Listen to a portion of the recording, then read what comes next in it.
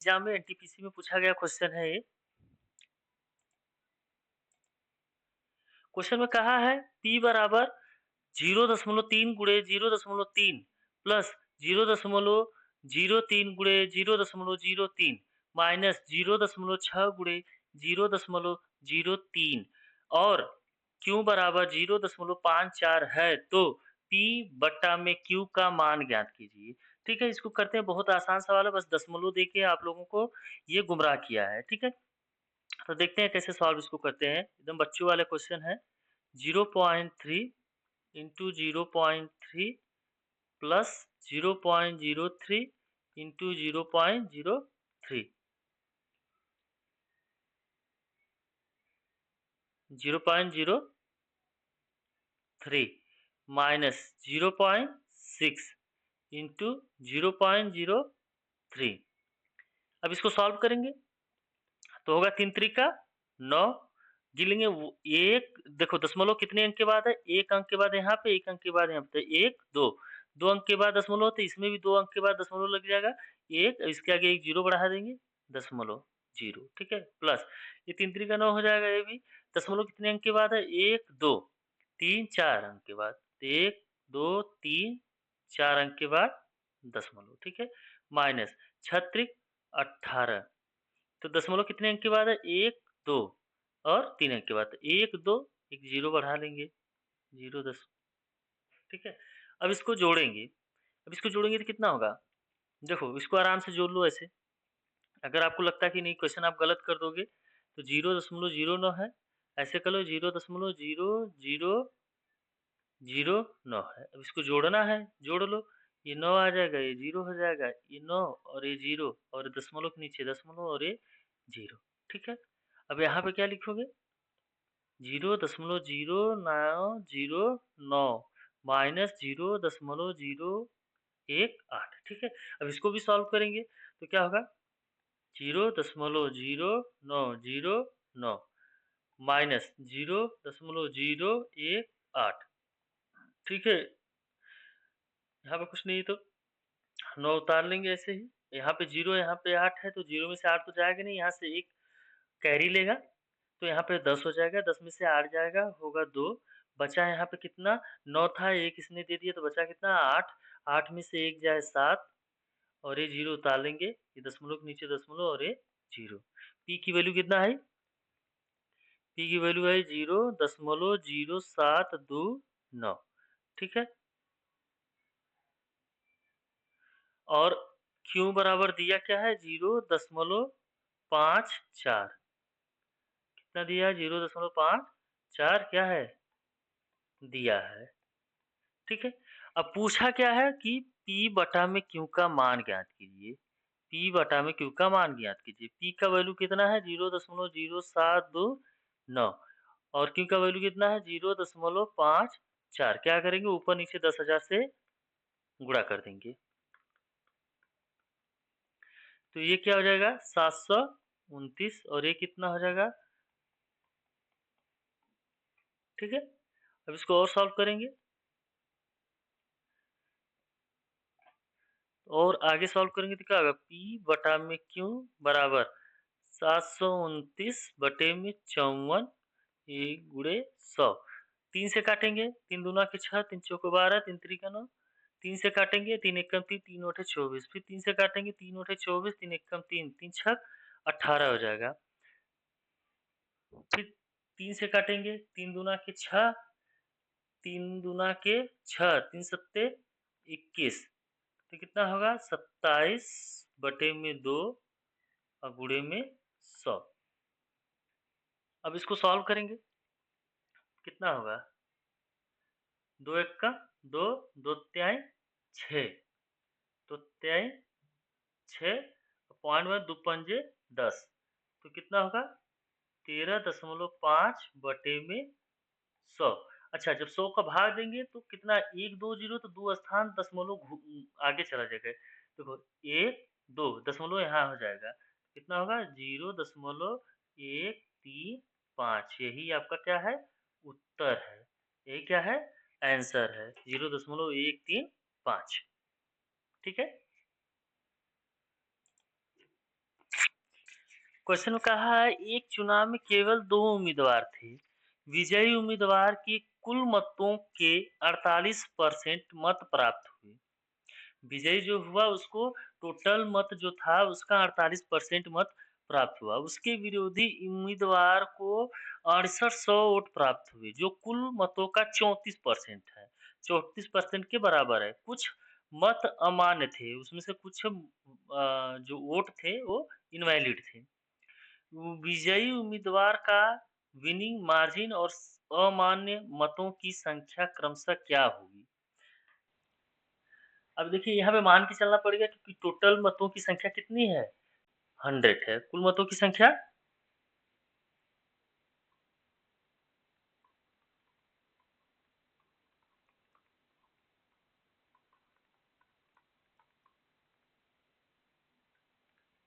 कुल मतों की संख्या 100 है। जीतने वाले उम्मीदवार को कितना मत मिला?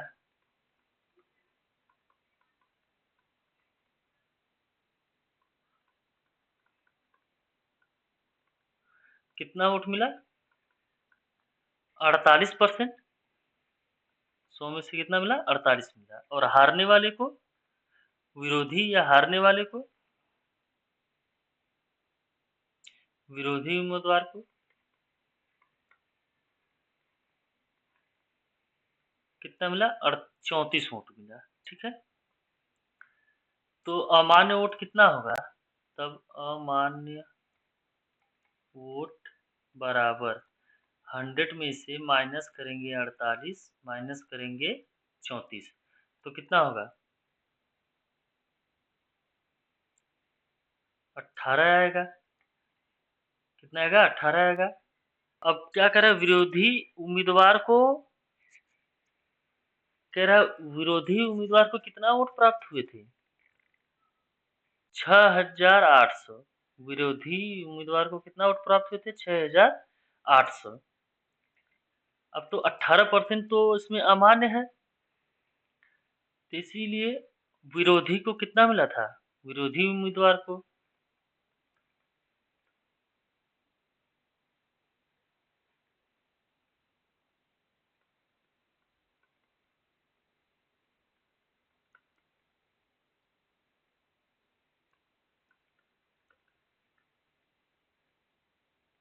विरोधी उम्मीदवार को कितना मत मिला था? 6800। 6800 मिला था। विरोधी को कितना मिला था? 6800। और ये रेशियो कितने के बराबर है? 34% के बराबर है। 34% के बराबर या 34 के बराबर है। कितना? 6800। तो 34 से कम 34, 34 दूना 68। मतलब एक रेशियो जो है, एक रेशियो कितने के बराबर है? 200 के। ठीक है। तो पूछा क्या क्या है? पूछा है विजयी उम्मीदवार का विनिंग मार्जिन और अमान्य वोटों की संख्या। अमान्य वोटों की संख्या कितना है? कितना है पहले निकाल लेते हैं कि विनिंग मार्जिन कितना है। विनिंग मार्जिन कितना है? कितना है? 48 में से 34 निकाल लेंगे तो कितना आएगा? 14। विनिंग मार्जिन कितना है? 14। जब एक रेशियो 200 के बराबर है तो जब एक रेशियो 200 के बराबर है तो 14 रेशियो कितने के बराबर होगा? 14 इंटू 200 करेंगे तो 14 दूना 2800। कितना आया? 2800। और फिर क्या पूछा है? अमान्य मत पूछा है। तो ये देखो अमान्य मत कितना हुआ था? 18% हुआ था। 18 आया था। अमान्य कितना आया था? 18 आया था। तो जब एक बराबर 200 है तो 18 इंटू 200 कितना होगा? 18 दूना 3600। कितना होगा? 3600। अमान्य मतों की संख्या कितनी होगा?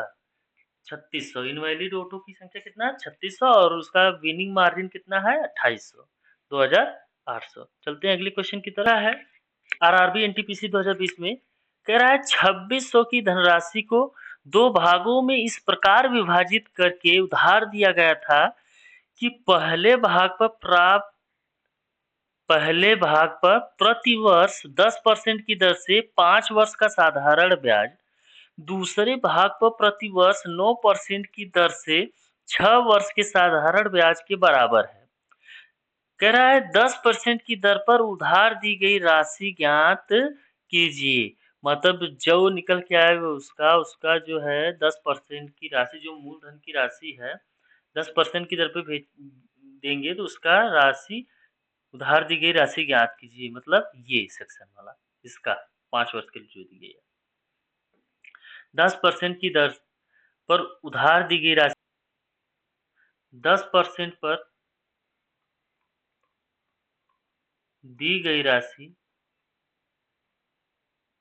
दी गई दी गई धनराशि ₹X है। ठीक है। कह रहा है कि 10% की, अब 10% पे ₹X दी गई है, तो 9% पर दी गई धनराशि कितनी होगी? 2600 माइनस, अब जो अमाउंट है उसमें से x माइनस कर देंगे तो क्या होगी, वो वैल्यू हमारा क्या होगा, 9% पे दिया गया होगा। ठीक है। अब कह रहे हैं ये दोनों धनराशि साधारण ब्याज पे दिए गए हैं और ये दोनों बराबर है। ठीक है, ये ऐसा ही बराबर है तो क्या करेंगे, x मूल राशि है, x गुणे रेट कितना है 5% है, समय कितना है 5 साल है, बटे में 100 करेंगे, बराबर है किसके, 2600 माइनस x, टाइम कितना है 9 वर्ष है, रेट कितना है 9 वर्ष है और टाइम कितना है 6 वर्ष है, इसके बराबर है। ठीक है, तो ये बराबर का चिन्ह। देखो ये 100 से ये 100 कट जाएगा। अब देखो कुछ कटने पिटने वाला है, 2 से कटेगा, ये 2 तिहाई 6, 2 पंजे 10। अब तो कुछ नहीं कटेगा, 5 पचे 25 हो जाएगा, यहाँ पे 5 पचे 25 x हो जाएगा, यहाँ पे 2600 माइनस x और ये 9 त्रिक 27 हो जाएगा ये। ठीक है, इसको और आगे हल करेंगे तो होगा 25x बराबर 2600 गुणे 27 माइनस 27x। ठीक है, इसको और हल करेंगे हम आगे तो देखो ये माइनस है, इधर आएगा तो क्या हो जाएगा, प्लस हो जाएगा, तो हो जाएगा 25x प्लस 27x बराबर कितना, 2600 इंटू 27। ठीक है, तो इसको जोड़ेंगे 7 5 12, 2 2 4 1 5x बराबर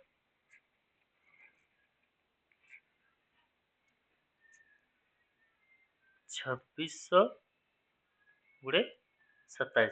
अच्छा देखो 26 दूना 52 होता है, 26 दूना 52, 2 से कट गया, 2 एक कम 2, 2 पंजे 10, ये 50 आएगा। तो x बराबर क्या हो जाएगा, यहाँ पे निकालते हैं, x बराबर कितना हो जाएगा 50 गुणे 27। अभी देखो x का वैल्यू कितना आएगा, अब x की वैल्यू कितनी आई 50 गुणे 27, तो अब इसका मल्टीप्लाई करेंगे, ये 0 है तो 0 बाहर करेंगे, 7 पचे 35 को 5 हाथ में आया 3 का, 5 दूना के 10, 10 3 13, x की वैल्यू कितना आई 1350 रुपये। तो अब 10% की दर पर जो धनराशि दी गई थी वो कितनी थी, 1350। यही हमें ज्ञात भी करना था और ये पूछा भी था कि 10% की दर पर उधार दी गई धनराशि ज्ञात कीजिए। तो 10% पे उधार दी गई धनराशि कितना है 1350 रुपये, आंसर आ गया। ठीक है, आप लोगों को पसंद आता हो तो मेरे चैनल को लाइक और सब्सक्राइब करिए। दोस्तों क्वेश्चन में कहा है एक स्कूल में लड़के और लड़कियों को मिलाकर औसत आयु 16.8 वर्ष है, 16.8 वर्ष है। लड़कों की औसत आयु, लड़कों की औसत आयु कितना है 15.4 वर्ष है और लड़कियों की औसत आयु 18.2 वर्ष है। तो कह रहा है कि स्कूल में लड़कों और लड़कियों की संख्या का अनुपात ज्ञात कीजिए। तो स्कूल में लड़के और लड़कियों को मिलाकर औसत आयु 16.8 है, 16.8 वर्ष है। तो मान लो यहाँ लड़कियों की संख्या कितना है, मानो x है और लड़कों की संख्या y है। ठीक है। क्वेश्चन में क्या कह रहा है? कह रहा है कि लड़के और लड़कियों को मिलाकर औसत आयु कितना है? 16.8 है। ठीक है। और आगे क्या कह रहा है? बराबर है किसके? 15.4 वर्ष लड़का कितना? y माने हम 15.4 y प्लस 18.2 औसत आयु है लड़कियों की, मतलब 18.2 x। ठीक है। यहाँ तक समझ में आया? अब क्या करेंगे? ये जो 16.8 है इसका मल्टीप्लाई करेंगे इनके साथ। तो जब x के साथ करेंगे 16.8 इंटू एक्स आएगा, प्लस का चिन्ह है 16.8 y आएगा। ठीक है। बराबर 15.4 y प्लस 18.2 x। ठीक है।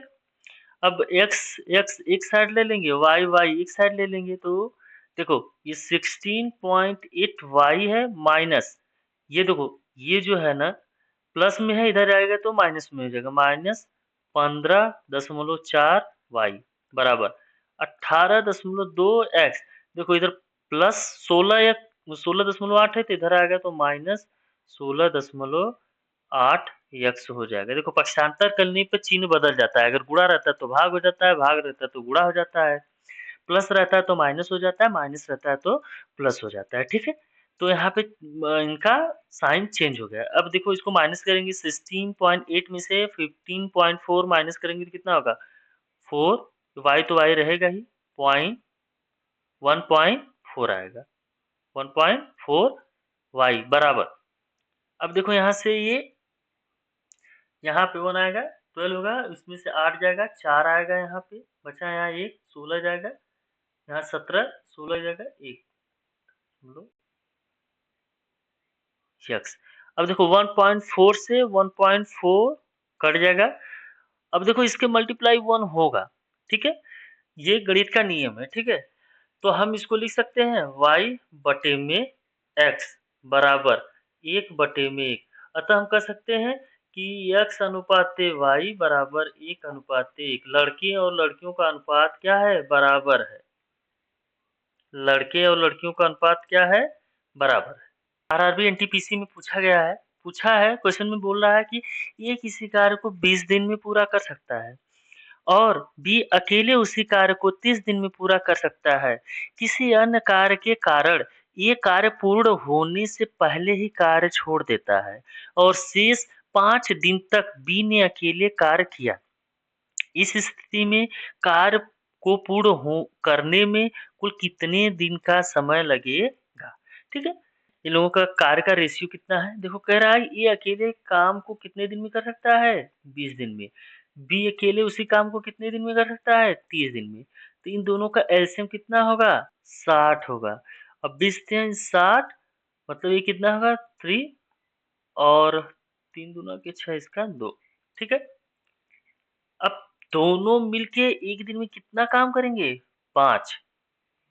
अगर वैसे दोनों लोग मिलके काम करते तो पूरा काम 12 दिन में खत्म कर देते हैं। 12 60 होता है, मतलब 5 का डिवाइड करेंगे इसमें तो जो निकल के आएगा वो ये हो जाएगा। लेकिन अब दोनों मिलके एक दिन में कितने काम करेंगे? 5।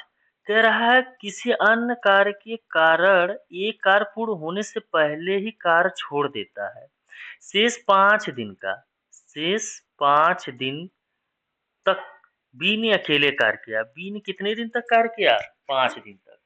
तो कितने दिन तक किया? 5 दिन तक। तो 5 गुणे 2 करेंगे तो कितना आएगा? 10 आएगा। ठीक है। 10 काम अकेले बी ने किया, तो ये 10 काम इसमें से माइनस कर देंगे तो होगा कितना? 50 बचेगा। ठीक है। शेष काम कितना बचा? 50। तो कह रहा है कि ए और बी को पूरा करने में लगा समय। अब ए और बी दोनों लोग मिलके एक दिन में कितना काम करते हैं? 5 काम करते हैं। तो 50 काम है, 50 काम ये दोनों मिलके किए होंगे। तो एक दिन में तो ये दोनों मिलके 5 काम करते हैं। तो 50 काम कितने दिन में करेंगे? 10 दिन में करेंगे। कितने दिन में करेंगे? 10 दिन में। और अकेले बी ने 5 दिन तो काम किया था, तो टोटल काम को करने में कितने दिन लगे? 15 दिन लगे। कितने दिन लगे? 15 दिन।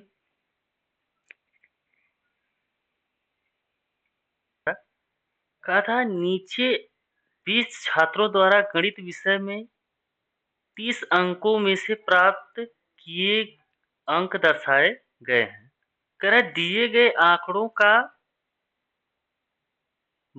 2 गुणे माध्यिका माइनस बहुलक ज्ञात कीजिए। ठीक है, पहले इसको क्या करेंगे? आरोही क्रम में लिखेंगे। किस क्रम में लिखेंगे?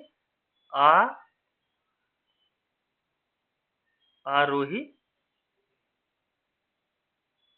क्रम में। तो क्या हो जाएगा आरोही क्रम में? 7, 9, 12, 12, 12, 13, 13, 2 बार 14 कितनी बार है? 14 है 3 बार।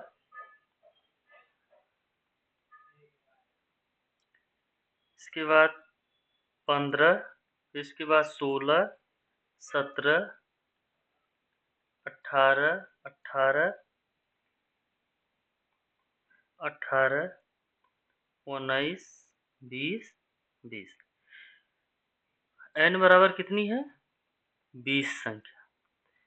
कैसे? 1, 2, 3, 4, 5, 6, 7, 8, 9, 10, 11, 12, 13, 14, 15, 16, 17, 18, 19।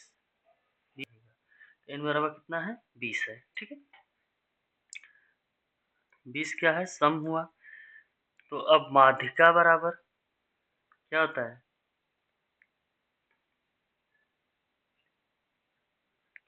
जब पदों की संख्या सम हो डिवाइड बाई 2 करेंगे। n अपान 2वां पद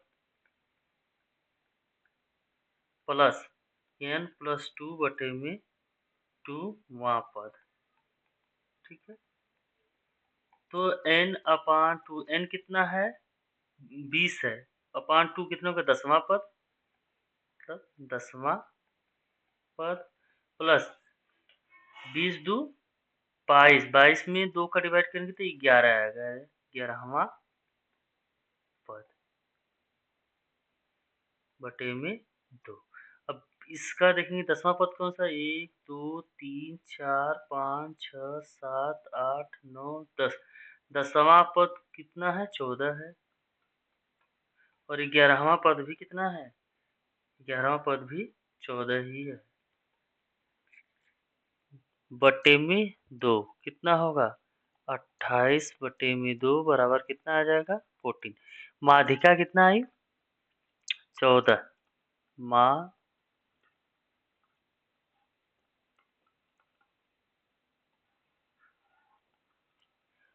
वो होता है जो इस सीरीज में बहुत बार आए। नाम से जैसे ही पता चल रहा है कि बहुलक, बहुलक मतलब बहुत बार आना। तो इसमें देखो 7 एक बार आया है, 9 एक बार आया है, 12 1, 2, 3 बार आया है, 13 2 बार आया है, 14 कितनी बार आया है? 14 कितनी बार आया है? 4 बार। 14 कितनी बार आया? 4 बार आया। 15 एक बार आया, 16 एक बार आया, 17 एक बार आया, 18 3 बार आया, 19 एक बार आया है, 20 2 बार आया। तो सबसे ज्यादा बार कौन सा आया है? 14 आया है। 14 कितनी बार आया? 4 बार आया है, मतलब बहुलक कितना हुआ? 14।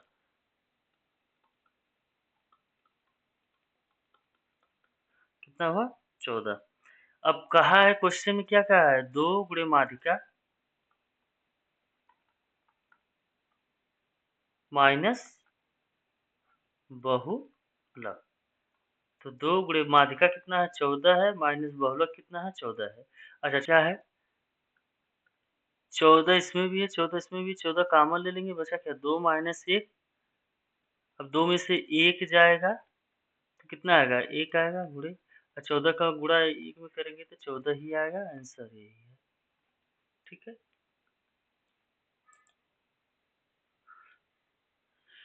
क्वेश्चन करे एक भिन्न का अंश हर से 2 कम है।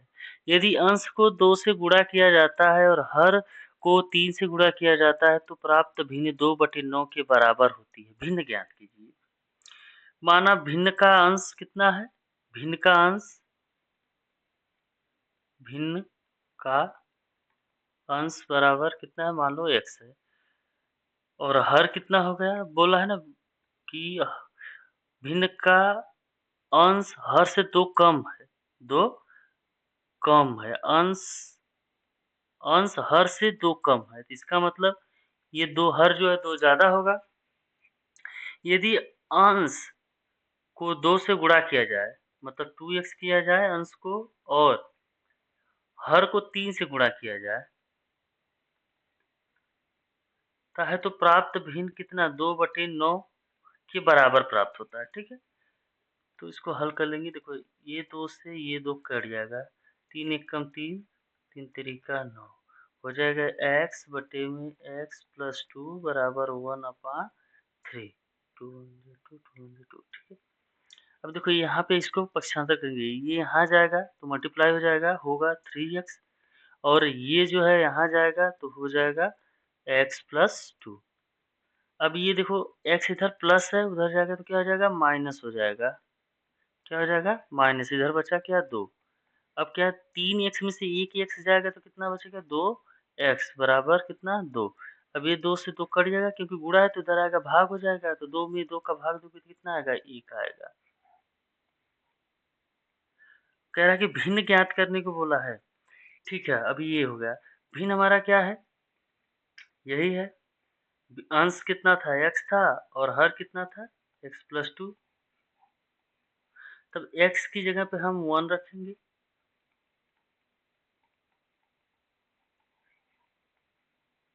मतलब भिन्न कितना था, 1/3। एक व्यवसाय में 1/2 अनुपात 1/3 अनुपात 1/4 के अनुपात में धन निवेश किया। वर्ष के अंत में कुल लाभ 15,600 था। लाभ का सबसे बड़ा हिस्सा क्या होगा? तो अनुपात देख लेते कितना है, 1/2 अनुपात 1/3 अनुपात 1/4। इन सब का एलसीएम लेंगे तो 12 आएगा, तो क्या करेंगे 12 से सब में मल्टीप्लाई करेंगे तो हो जाएगा 12/2, 12/3 और 12/4।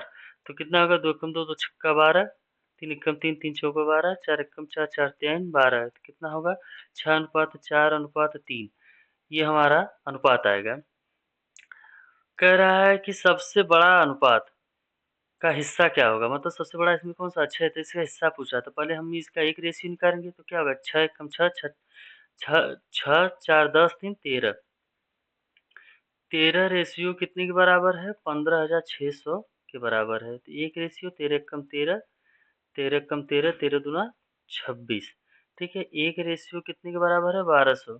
तो बोल रहा है कि सबसे बड़ा अनुपात ज्ञात कीजिए, सबसे बड़ा हिस्सा क्या होगा, सबसे बड़ा हिस्सा 6 है। तो क्या करेंगे, तो 1 बराबर कितना 1200 है, तो 6 बराबर कितना होगा, 1200 गुणे 6, 12 6 7200, यही इसका आंसर है।